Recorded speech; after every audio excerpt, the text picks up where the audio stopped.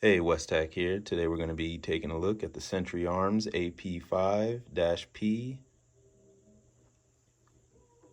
This is an MP5K clone out of Turkey. It is a roller lock delayed blowback 9mm pistol, a little over 13.5 inches long, has a 5 3/4 inch barrel. This is all that comes in the core box. Comes with obviously the pistol. Take a look at this paperwork. Tested with Red Army Standard. Take a look at the back. So right here it says allow 500 rounds for break-in. It was tested with 124 grain 9mm. Wear may occur in natural areas. So we got that. Got your Century Arms, join NRA. The AP5 manual, which is actually pretty decent. Has a lot of pictures and proper instructions to take care of your AP5. All right, it also comes with one MKE 9mm magazine. This is a 29 round magazine, if anybody's asking. Steel follower, it looks like. Quick look at the actual pistol. Right off the bat, I've been looking at a lot of other ones, and I am impressed with these welds. I don't know if you can see that, but those welds gave me a little chub. Turn it around. Ooh. All right, let's get a closer look at this and get into it. All right, let's get started.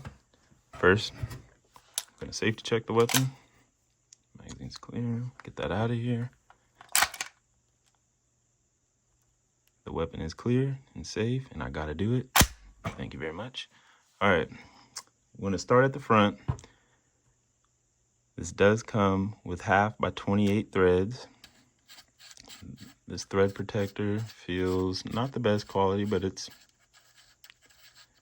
there. I'm not gonna take it all the way off. I don't know how YouTube feels about that. We also have right behind it the tri-lugs. I have never used tri-lugs before, but these ones look nice. They're sharp edges, so looks like it would work properly. The end cap on the tube right there, I like that. I've seen other ones that were just flat and blank. I like that this one's machined out. The front sight is very nice, very precise, very thin. The finish is nice. It's all around in there. I'm not pointing the gun at myself.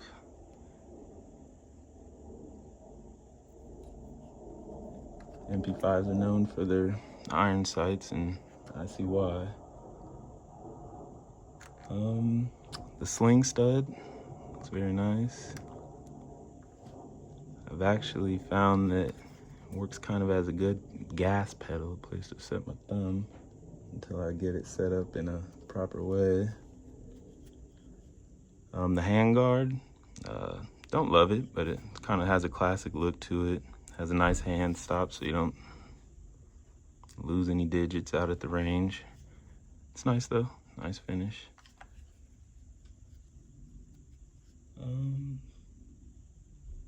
Charging handle, it's nice. I heard some crap on this that they're pretty rough, but this one's actually pretty clean. It does have a seam in the middle. I don't know if you can see it right there. So not the finest quality, but not bad. It hasn't hurt my hand at all or anything. Has the top markings right there. Let me see if I can get it better. MKE AP5-P.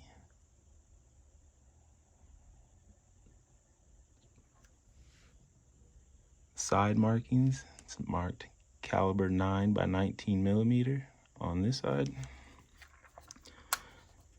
And over here we have Made in Turkey, Century Arms, with the MKE logo. I don't know if you can see that, there it is.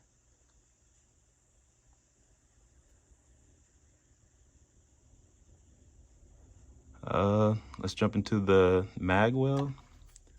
Magwell is not beveled. It's very, does have a slight burr right here. This is how it came out the box. Nothing major though.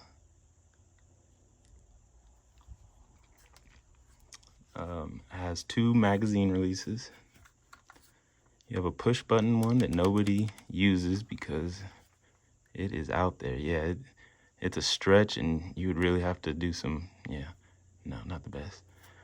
Then besides that, we have the traditional paddle release. Very good.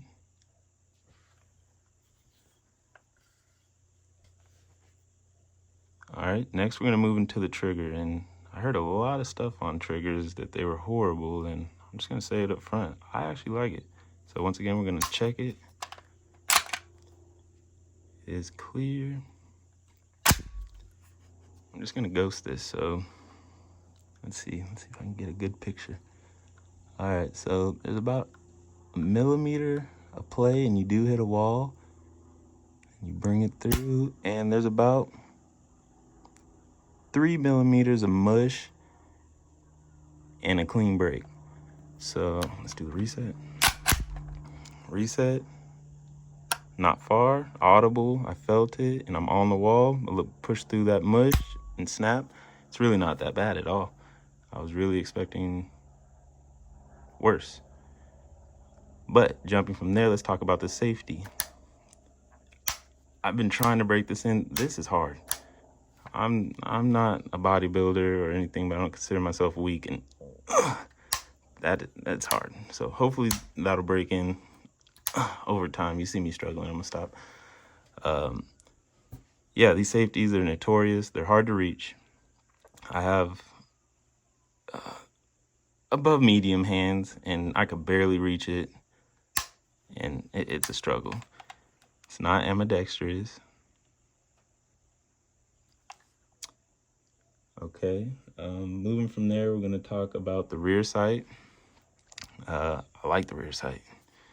Has these different apertures for distances and how precise you want to get. Like you have a wider one. Let me see if I can get you have a wider aperture right there. A little smaller. Really small. And really small, but with more elevation. So I like it. It turns easy.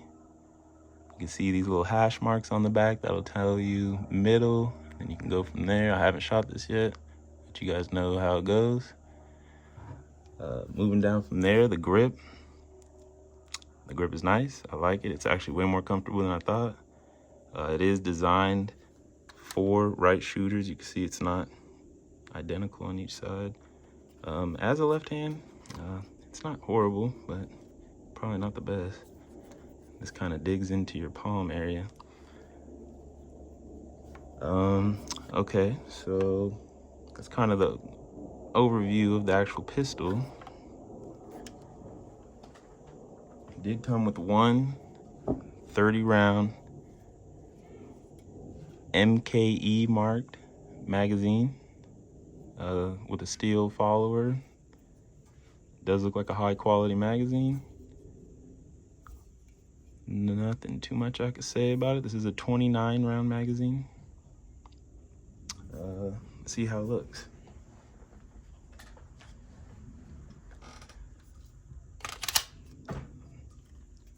Good tight lockup. Release is fine. I'll try to use the. Yeah, that's fucking. That's hard. That's a no-go. Well, okay. So let's go over some pros and cons of this gun. So let's start off with the cons. Not a lot, but there are some. That safety's horrible. Hopefully it breaks in.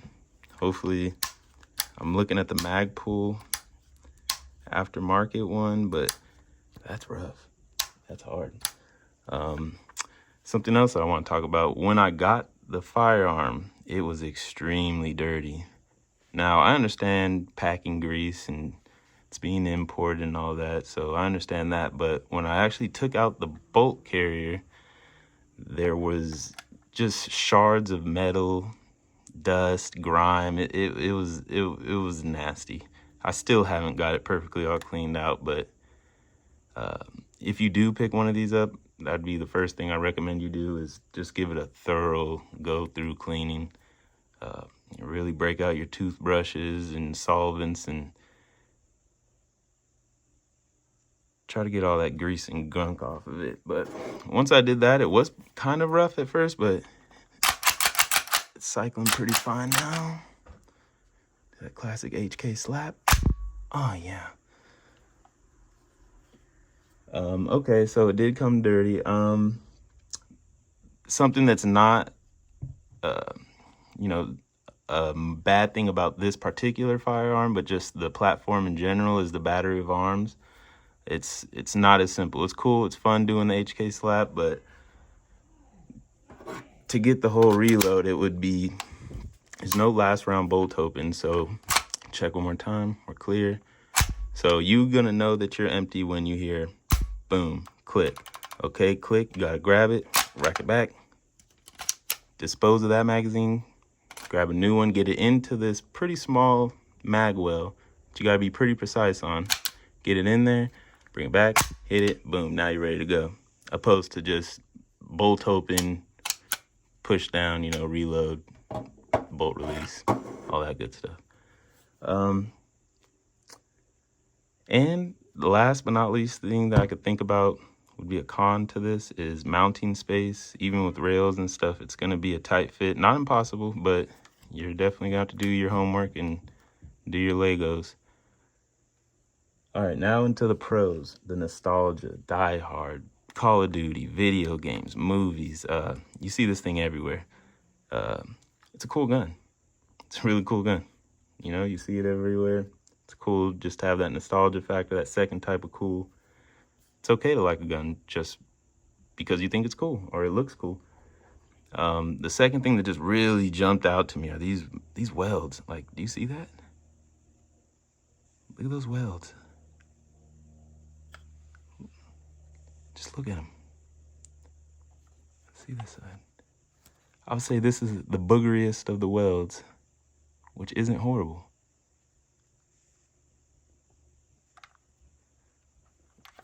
Let's look at this weld. There's no burrs on the bottom right here. It's a pretty clean weld.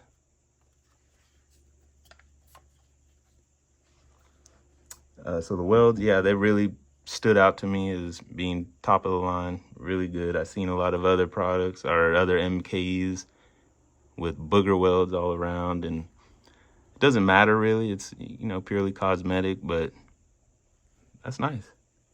It's really nice. Another pro is how compact this is. This thing is, just over a foot. It is tiny. I can, hold it as a handgun, basically. All right, going with that also is the roller lock delayed blowback. I can do a whole nother video if you want me to explain exactly how that works, but basically it's shoot smooth. It's a smooth shooter. Most PCCs, especially in 9mm, are direct blowback with just a big chunky block of weight that just reciprocates, when you shoot it, and that's moving all back and forth, and it's reliable, but it leads to a lot of recoil. With this delayed blowback, you're gonna get a lot smoother, a lot less weight reciprocating, and just more pleasant to shoot. There's lots of parts for this. That's another pro. There's a lot of aftermarket support. So that's good if you want to, do a lot of stuff to your firearm. And the trigger also really surprised me. It's great. Definitely a pro on this thing. I think that's going to be it for the Century Arms AP5 out of Turkey. Great firearm. Really excited. Can't wait to get some shooting videos for you. Have a good day.